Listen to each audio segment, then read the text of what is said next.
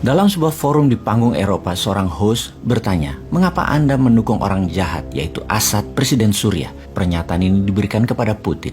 Jawabannya, pernyataan Assad orang jahat adalah pernyataan Presiden Amerika dan media internasional. Kemudian, Putin balik bertanya memastikan, "Assad orang jahat?" Dijawab singkat oleh hostnya, "Ya." Maka Putin pun berkata, "Kami bukan melindungi Presiden Assad, melainkan melindungi negara Suriah. Kami tidak ingin Suriah menjadi seperti Libya, menjadi seperti Somalia, atau menjadi seperti Afghanistan, di mana kehadiran NATO di sana selama bertahun-tahun tidak membuat perubahan yang lebih baik." Apakah Assad membuat kesalahan? Ya, mungkin banyak. Tapi apakah orang-orang yang menentang itu malaikat? Siapa yang membunuh orang-orang dan anak kecil di Suriah? Siapa yang memenggal kepala orang? Apakah ISIS yang mendukung Amerika yang melakukan itu yang harus kita dukung? Anda tahu bahwa kami dan Amerika memperdebatkan tentang kawasan mana yang harus digempur, mana yang tidak. Di sana ada kawasan yang tidak boleh diserang. Kenapa? Karena ada banyak pasukan militan oposisi moderat di sana, sekutunya Amerika. Tetapi di sana ada juga ISIS, ada Jabhat al-Nusra. Di kawasan itu semua bercampur. Jadi kamu tidak akan tahu siapa-siapa saja yang ada di sana. Jadi mereka seharusnya, oposisi moderat tersebut, memisahkan diri dari teroris-teroris ISIS,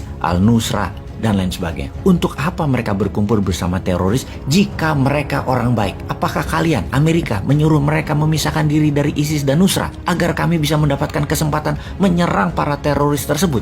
Tidak. Amerika berkata, jangan sentuh dan jangan serang mereka. Kenapa begitu? Apa harus menunggu mereka menyerang kami atau menyerang Anda? Kami tidak ingin begitu. Mengenai korban yang tewas dari penggunaan senjata termasuk senjata kimia, semua itu adalah kesalahan informasi.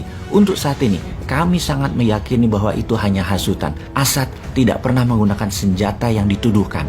Dan semua itu dilakukan oleh orang-orang yang ingin menyalahkan dia, yaitu pihak Barat, sekutu, pihak Amerika, dan pihak media Amerika. Di sisi lain sekarang, ketika Trump menjadi presiden yang dilantik 2017, tema kampanye Trump mengambil semua tema kampanye idolanya Presiden Amerika ke-40 yaitu Ronald Reagan. Bagi seorang Bosman, secara pribadi, masa Reagan jadi presiden adalah masa kuliah di negeri Paman Sam. Jadi, sangat memahami mengapa Trump mengidolakan Reagan. Republikan adalah partai politik pro swasta, disebut partai koboi, dan ketika menjabat, perangnya Amerika adalah dogfight, berhadapan satu dengan yang lain. Kalau Demokrat, partainya adalah heavy on government, apa-apa pemerintah, apa-apa lord. Kalau perang kucing-kucingan, pakai operasi intelijen dan pakai CIA. Republikan sangat nasionalis, Demokrat sangat globalis. Ketika menjabat Gedung Putih, Trump di tahun 2017 diambil sumpah. Sejak saat itu, Amerika, Tiongkok, dan Rusia adalah 3 negara utama dunia dalam kekuatan militernya. Sejak saat itu, Bosman darahnya mengalir deras karena sangat ingin Indonesia menjadi negara keempat secara kekuatan militer dan kekuatan dominasi ekonominya. Dengan strategi printing money dan mengenolkan bunga deposito, strategi kuantitatif easing, pelonggaran fiskal, uang akan membanjir dengan proyek-proyek swasta, utamanya UKM berproduksi dengan bahan baku 100% lokal. Indonesia dalam waktu sekejap akan sejajar dengan ketiganya melalui strategi ini. Namun, ini semua menjadi mimpi ketika di kabinet ada yang memuja hutang, anti bisnis swasta, UKM, mengetatkan kebijakan keuangan, kredit rendah, uang beredar hanya 44%. Maka hasilnya ekonomi jalan di tempat, tidak bergerak leluasa dan menjadi budak investor-investor asing. Dengan strategi invest in my country, dengan hutangan dan proyek yang menguntungkan investor.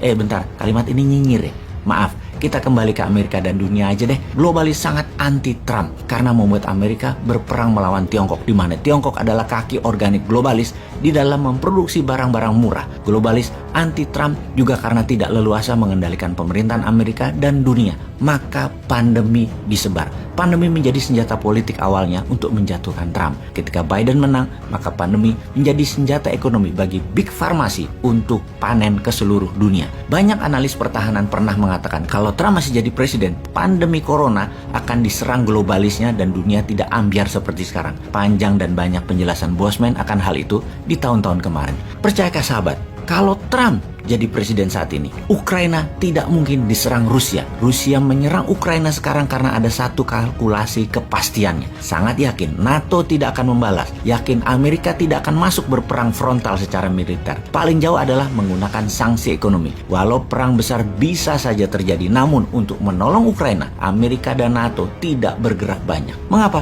Karena Amerika kalah di banyak front di berbagai pertempuran, baik militer maupun perdagangan. Di zaman Biden, yang sudah mulai pelupa ini. Biden merupakan presiden Amerika terlemah sepanjang masa modern ini. Inilah masa yang untuk kedua kalinya Newmind getem-getem gregetan. Pertama di tahun 2017, nggak dipakai strategi Newmind sebagai langkah awal membangun Indonesia. Kedua sekarang di tahun 2022 ini yang seharusnya bisa membuat Indonesia berdaulat, bukan hanya membangun IKN. Kedua peluang tersebut terlewatkan tanpa kesan. Susah memang New Mind versus Old Mind ini. Memang beda mazhabnya. Yang sekarang membenarkan apapun demi kuasanya lebih panjang. Bahkan mut'ah kawin kontrak pun kalau boleh dia lakukan. Yo wis lah sana, tambah-tambah sakarepmu lah. Sungguh, dua momentum besar 2017-2022 pasti lewat sia-sia untuk membuat Indonesia berdaulat dengan cara Old Mind. Oke sahabat, dengan informasi singkat ini kita sekilas bisa memahami isi kepala Trump, isi kepala Newmind, lalu apa isi kepala Putin. Ini adalah pelajaran yang penting untuk bisa Indonesia memimpin dan menjadi negara berdaulat. Newmind itu mirip Trump dalam ekonomi bernegara, yaitu pro swasta namun bukan ke oligarki tapi pro UKM. Mirip Putin di sisi bernegara, anti New World Order, anti sekutu Amerika, anti NATO, dan anti economic warfare ala Tiongkok dengan debt trap-nya. Tiongkok hanya mitra dagang kalau sama kita nanti. Sayang Old Mind kemakan dengan mengambil uang Tiongkok yang menjadikan kejebak hutang. Hutang dagang dengan menyedot aset sumber daya alam Indonesia. New Mind meniru Putin dalam membangun kekuatan militer dengan membuat Department of Warfare, menggantikan Departemen Pertahanan, dan meniru Tiongkok, yaitu melakukan hal yang sama. Hutangi negara lain untuk penguasaan dominasi ekonomi, terutama di negara bahan baku kebutuhan industri Indonesia dan negara pembeli produksi Indonesia dikendalikan melalui ekspansi ekonomi. Pokoknya gitu deh Newmind, nyeleneh.